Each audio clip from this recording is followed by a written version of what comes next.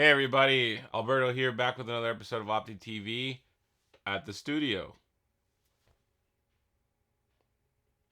No, this is pretty much it. Today's guest is Mike Dowd of the Coastal Elite Racing Team, based out of Barnegat Bay, New Jersey. I thought it would be interesting to learn more about how private Opti teams are organized and give everybody a chance to get to know Mike a little bit, his experiences, as well as what are some next steps that Opti sailors can take after they get out of the class. Uh, I think I'm forgetting something. Intro.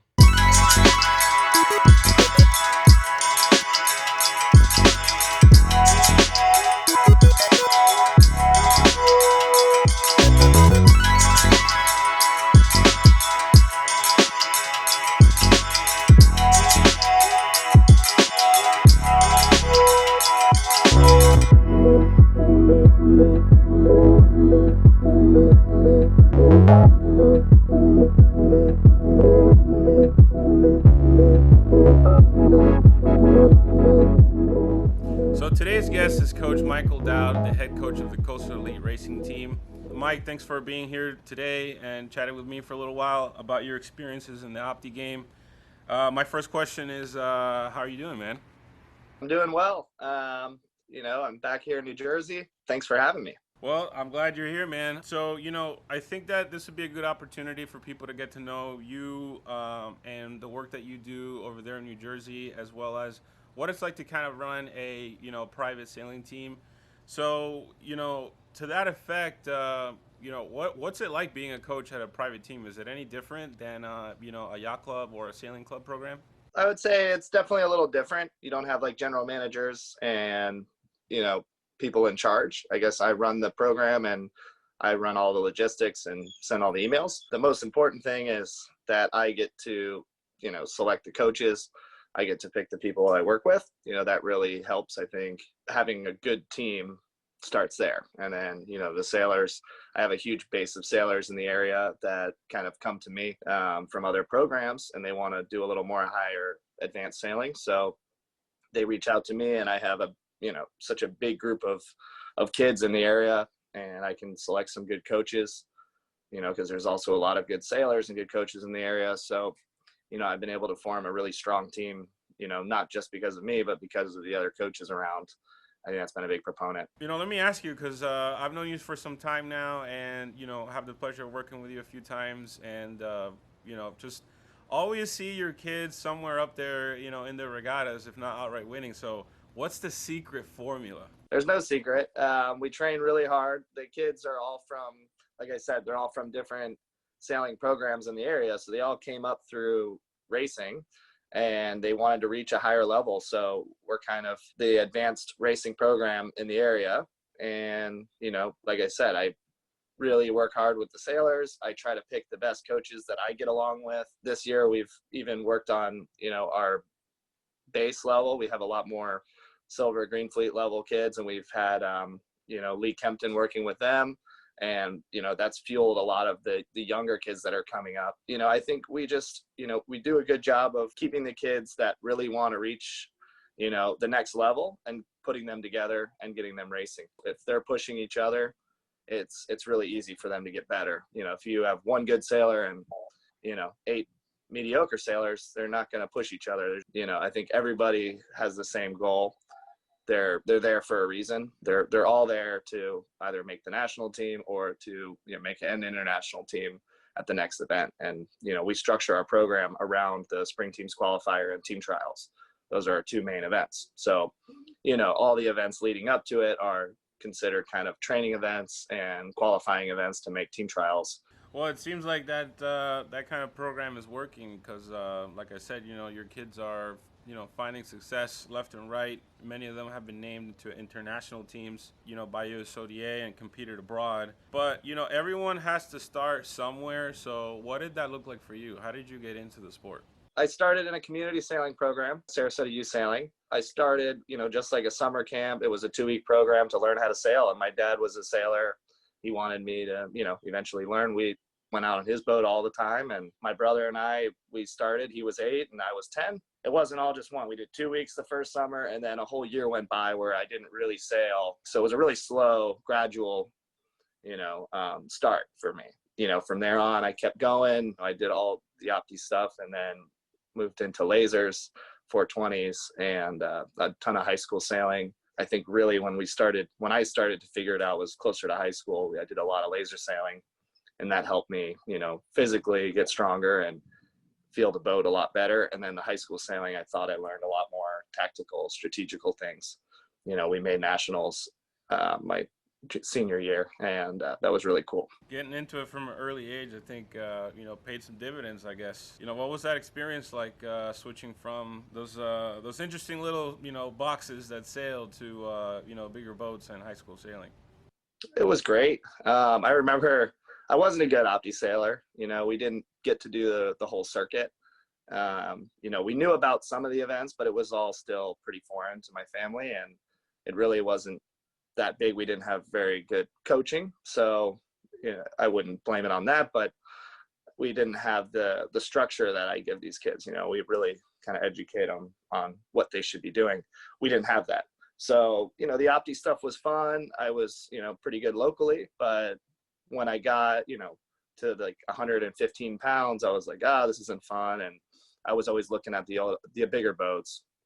So the day I sold my Opti, I went and bought a laser, and I had a radio rig and flipped all the time for about a year. I got into it, and, I just kept going. They had a 4.7, but I never sailed it. That's quite the jump from Optis to laser radios, huh? Oh yeah. And in those days, the 4.7 fleet was it a big one around your area, or not really? Big fleet was the radial fleet. I mean, it was tough. We had a lot of good sailors. We had Mitch Hall and Zeke and so many other good people in that area. Ended up being all Americans, winning laser regattas nationally. So it was really a really competitive fleet. You wanted to be in that fleet. It was just I really needed to gain weight, which took me a long time. What made you want to jump into coaching? How did you get into that? I had some free time when I was going to college, and I was asked by a lady who ran the Manatee River Pram fleet. She came to me and said, "Hey, do you mind coaching some practices?" And I was up that area anyway for school. So after school, I would go and coach an after school practice on Tuesdays and Thursdays. And then that led into, coaching regattas. And I really started to like it because it was a small group. I was making a big difference, and I enjoyed it. I thought they were really motivated. They had endless motivation. I definitely agree with that statement. I think it's amazing just how motivated an Opti kid can be, even though maybe sometimes they don't know what they're motivated for, Yeah. So I think that's where a coach kind of comes in. How is it that you got involved with CERT? What made you want to go north? Well, I had done a couple summers coaching in New Jersey. I was coaching at Little Egg Harbor Yacht Club, and a couple of my friends ended up doing it too. And so we did 3 summers there, and then there was Hurricane Sandy, so I didn't go back for another 2 summers. But that got me into New Jersey, and I really liked it. And then after that, I went to a few different programs. I coached in Ohio for a summer. I coached all over, and realized that I really liked New Jersey. I liked the atmosphere. I liked the structure of the summer. I just really loved the area. I had been talking with Clay Johnson, and he said, I've got a couple kids that would like a private coach for the summer. I said, sure, I'll do it. And then that led into Clay offering me to take over CERT for him because he was ready to retire. One thing led into the next, and I definitely don't regret it. I love it. So it's good whenever anybody finds that spot, that niche. I think it leads into a lot of good work being put in by coaches when they finally find that program that kind of fits them and they fit into it. Talking about CERT a little bit, I find it interesting, because I myself manage a sailing program down here in Miami. I find it interesting about just how much goes into planning and logistics and moving all these things around for these kids and what it takes just to get one day of sailing.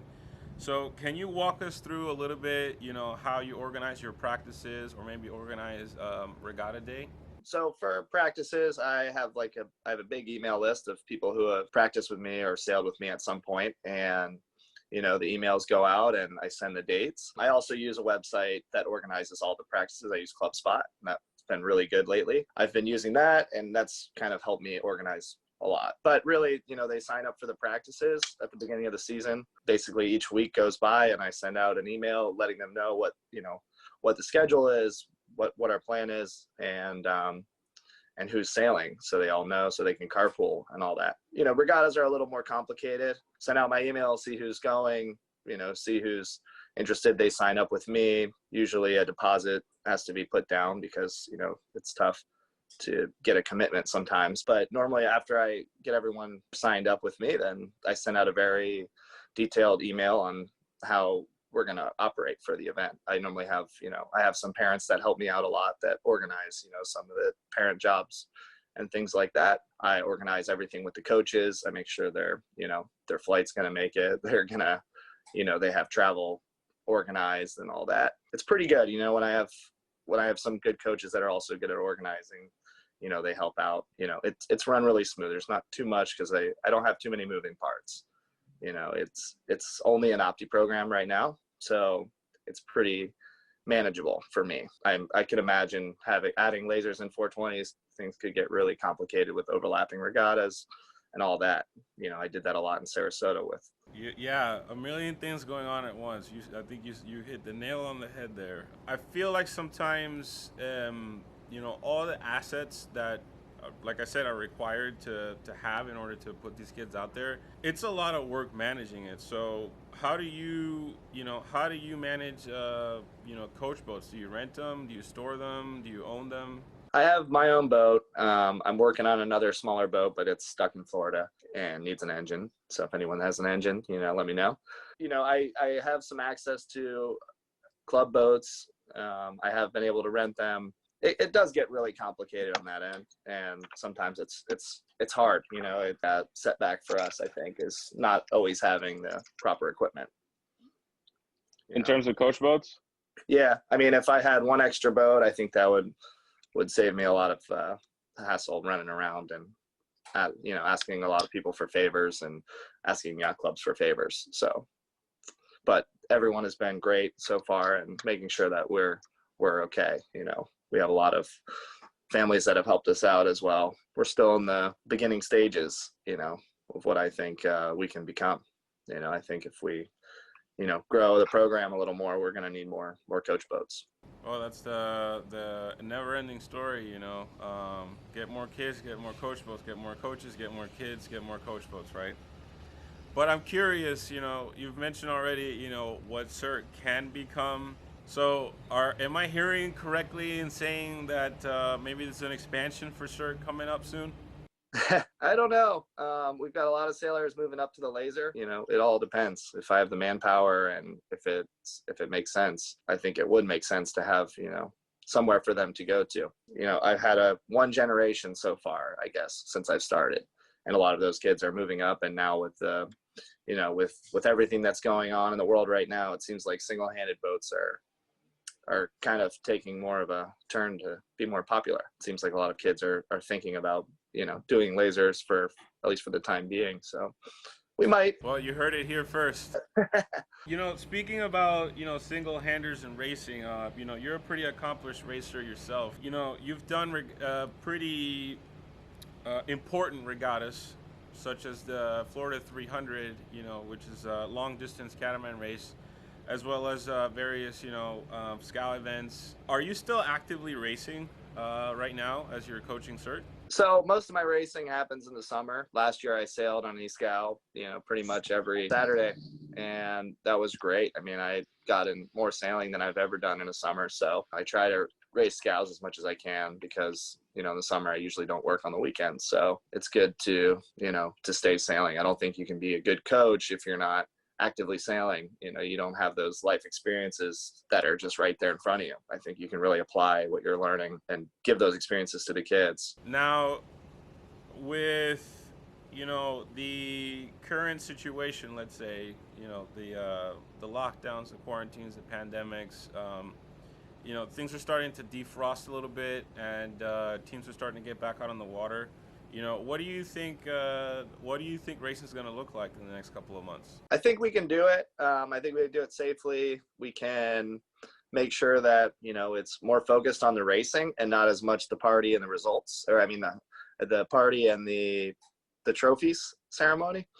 I think we can really just get the kids on the water. There are plenty of space away from each other on the water, so that's not a problem. I think on land people are mostly concerned.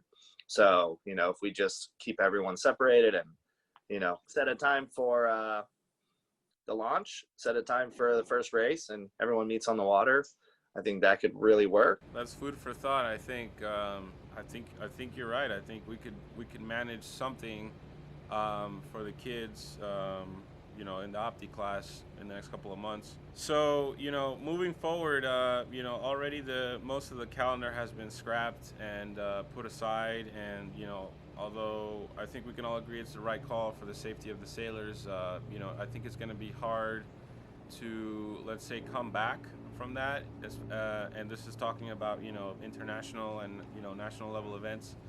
So in your mind, like, you know, with the absence of worlds, you know, effectively the absence of worlds, Europeans, probably North Americans, and now, you know, the American events, nationals, and team trials. What do you think is going to happen with all these kids that, you know, are aging out of this class and, you know, are looking for their next steps? I think we're seeing it already. I've heard a lot of rumors of, you know, some of the guys moving up into lasers and 420s and stuff already. You know, it does seem like some of the kids that were kind of holding out until team trials are now just trying to get their foot in the door on the next boat. But I think they're just trying to, you know, start seeing what's next. Here's the thing, right? At the same time that this is an impossible situation for a lot of kids that, you know, are turned 15 this year, and this was their last chance to kind of, you know, give that international scene a go. You yourself said that, you know, they got to be looking at what's next, and, you know, there's a whole wide world out there, you know, past the Opti, and they all, you know, well, not every class, but most classes have international events. So, you know, what's to say that they still can't go out, you know, and compete internationally in some of these classes after the Opti? What would you recommend to sailors that are thinking about, you know, the next boat already? You know, you know, we talked a little bit about the laser, but you know, for you, what would be your choice if you were to redo Optis again? I mean, I think if you're the right size for a laser, it's a good boat. But again, learning how to sail, you know, double-handed is great. You know, it's an important skill to have. I think the 29er is a really cool boat. You know, the kids are going to want to go sailing when, you know, when it's light or when it's, you know, even if there's no other boats around, because you get to go fast. The NACRA 15, you know, it's an awesome boat. And again, you can just go out and sail and it's fun. You don't need 8 boats to have fun. You don't need, you know, a fleet to go out and just practice. I think going into more high performance boats is, you know, really going to be the next wave. But again, keeping it simple and keeping it cost affordable, the 420, the Club 420 and the laser are definitely the, you know, your best bets. And to have a big fleet, you know, the laser and 420 have the fleets up here. So, you know, I think up here, you know, a lot of kids are leaning towards the lasers. You know, down in Florida, you have a little more options. But, you know, who's to say there's not going to be a fleet of NACRA 15s up here sometime soon, or, you know, or 29ers. Well, you were involved in the growth of the NACRA classes, weren't you, down there in Sarasota? Because, you know, around the same time that you started coaching, you yourself were sailing catamarans a little bit, and you know, a few years later, now there's the strongest fleet of NACRAs anywhere in Florida is to be found there. So what's not to say that you don't repeat that up there in CERT? Well, my dad is a big catamaran sailor, and there's a big cat influence in the area. One of my dad's good friends died, you know, at a young age, and he donated a lot of money to the Sarasota Youth Sailing Program for high performance boats. What he wanted was cat sailing, but cat sailing wasn't really a thing yet. Until we had a couple coaches, Brian Payne and Jim Zelmer, who were big catamaran sailors. You know, I had done a little bit, but I wasn't. They had done, you know, all the F-18 stuff, and they really pushed for a start of a catamaran team. So they got a couple boats and that were donated, and they got the kids out on the water sailing. And that led into us reaching into the funds and buying a couple boats for the program. For a few years in a row, we sent kids to the worlds, for the youth worlds. So we were really proud of that, from what we started with having just some, a couple boats to play around on, to really a training program for kids that wanted to go to the worlds. And I think I was a little proponent of that. I don't take, the main credit for it, because there was a lot more people pushing, and I was focused on the optis, but I really, I was really helping by, being there and sailing with the kids too. I think I got out on the boats a lot, just to be extra support. And, it was fun for me because I got to get out and sail. Now the program has like 4 Macro 15s and a couple privately owned ones. And there's just tons of beach cats there. And it's turned in, they hosted the F-18 Worlds a couple years ago, and the Macro 15 North Americans, I think, which one of my Opti sailors, I think, won it.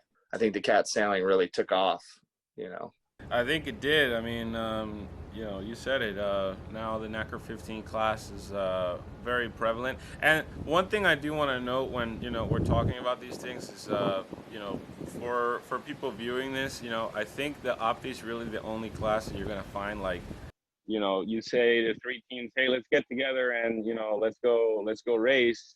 And all of a sudden you have 80 boats. 80 boats on a starting line is a sight seldom seen. In a lot of classes. So I think it's important that people remember that when you're talking about big fleets, because just having 24 boats together is already a big fleet in and of itself.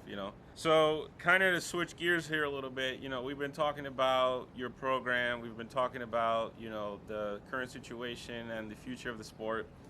I can't help but get the feeling that we have a big opportunity right now in the Opti class to kind of expand. I feel like there's a lot of kids that are going to be introduced to sailing for the first time this summer or this year maybe. Do you think that maybe this absence of regattas, this absence of competition is a chance for the Opti class to kind of come together and, for as much as it's sad to see some of the members go, leave because they're already, aging out, or maybe we'll size out this year, do you think that this is a chance for the class to kind of stand strong, come together, and grow? I really hope so. I don't think I don't think we're going to lose kids that are racing. I don't think the kids that are motivated are just going to pick up a different sport. I think the kids that love sailing already, and that's not an issue. But I do think, we need to put a lot of our energy into, the community programs and learning to sail, and the yacht club beginner programs, because I feel like right now, at least up here, the vibe I'm getting is that some of these programs are trying to kind of put that on hold over the racing programs, which almost doesn't seem, in my opinion, I feel like that's the pipeline. Those the kids that are the beginners, they're the ones that need it the most. And if we don't have any beginner programs, we're not going to see, we're going to see a loss in sailing. So I think as long as we are teaching kids and getting them out sailing, then that's good. If we're not, then we're going to see a significant loss in the fleet. I agree. I've found that basically, if you just do a good enough job of getting them out there consistently, I think kids take the rest of the way, because sailing is a fun activity in and of itself. I don't think it has to be made more fun. It already is fun. So if you just expose them to it, I think most kids end up liking it, sooner or later, because there are kids that maybe try it, early, don't like it, but then come back into it later on, in time. If we're able to, as a class, I think, work on that you just said, I think we stand to gain a lot of participation, this year. So thank you for pointing that out. And if you're listening, USODA, some good info. Yeah. Beginners and Green Fleet. Let's really push on the beginners and Green Fleet this summer, and the Silver Fleet stuff. Really just try to get those guys, keep them sailing. If we lose them, we're going to lose our big fleet. I don't know. We'll see. Lastly, I wanted to see what your thoughts were on, the idea that okay, see, I don't know if you've ever seen this, around, maybe the internet or in conversation with other sailors, like the Opti class is, a class to kind of like be made fun of. They're just like funny little boats, and they're so old and outdated. Everyone has their own opinions on the class, is what I'm trying to say. So to you, like, what for maybe a family that's getting their kids into sailing, this year, or has kids that are thinking about racing, for the first time, what would be some reasons that you would say, are reasons to get into opties other than other classes? Well, the Opti is for sure the safest boat out there. I mean, you can swamp it, you can flip it over, and you're not going to sink. That's number one, is safety. You can depower the sprit and sail it in 40 knots. I mean, I have my kids out here in New Jersey sailing in 30, 40 all the time. Like, I'm not kidding. We sail in anything. And, it's the safest boat you could have. It's also probably one of the more fair classes out there. There's all sorts of different gear, but everything is very specific. So, they do a really good job at managing the class. I mean, sometimes it's really annoying to go to measurement and you have to change some things, or you don't measure in a sail because the company messed up, but that's rare, and I think, they do a good job of keeping the class pretty fair. And the boat is really, it's pretty technical, but it's simple at the same time. If you get everything set up correctly, it's just you, the tiller, and the main sheet.